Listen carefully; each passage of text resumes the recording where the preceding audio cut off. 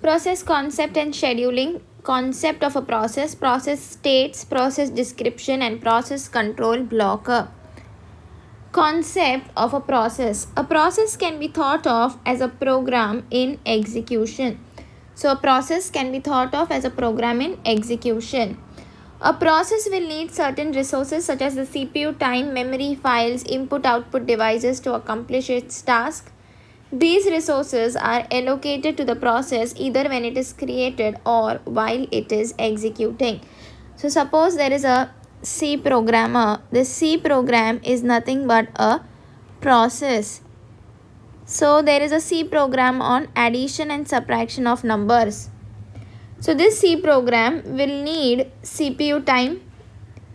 It will need some amount of memory and it will also need input output devices. That means if it is addition and subtraction of a number, addition and subtraction, then two numbers will be required. So input output devices will be required, CPU time will be required, certain amount of memory will be required, C files are there, program files will be required to accomplish its task.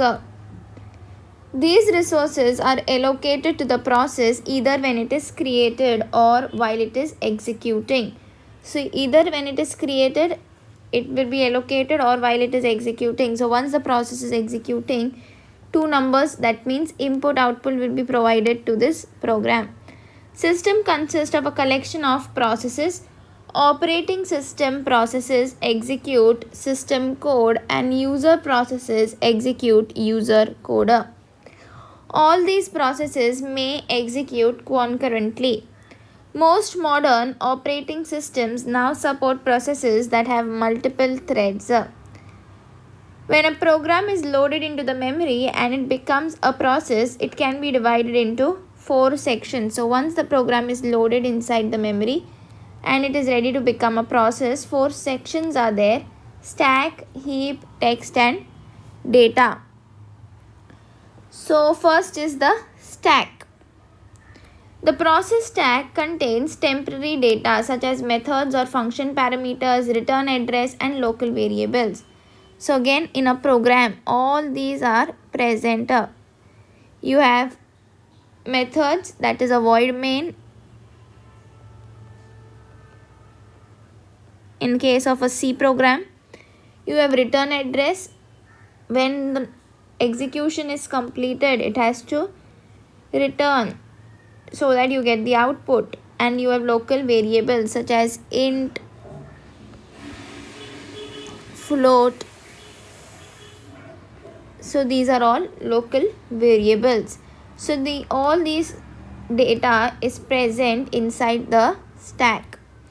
Heap, this is dynamically allocated memory to the process during its runtime. So heap is dynamically allocated memory to a process during its runtime. Text, this includes the current activity represented by the value of the program counter and the contents of the processor's register.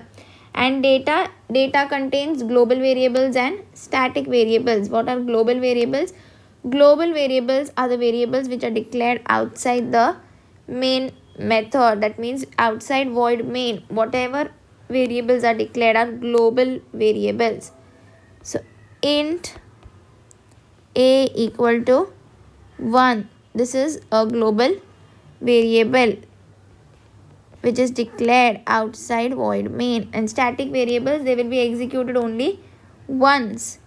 For example, if I write static int a equal to 1, so this will be executed only once throughout the whole program.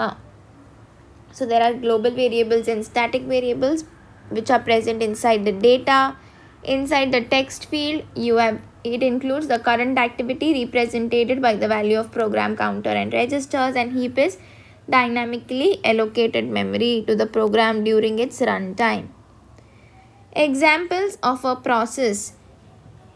Even on a single user system such as Microsoft Windows, a user may be able to run several programs at one time. A word processor, a web browser and an email package. So single process, multiple processes, multiple programs can run on a single system. You can run a web browser like Google Chrome, email, and also a word processor. The operating system may need to support its own internal programmed activities such as memory management. Not only these programs are running which are user oriented, user wants to run these programs, but also certain internal programs have to be operated or run, and this is nothing but memory management. All these activities are similar, so we call them as processes. So with either you do memory management, you run a word processor, you run a web browser, you run an email package, everything is nothing but a processor.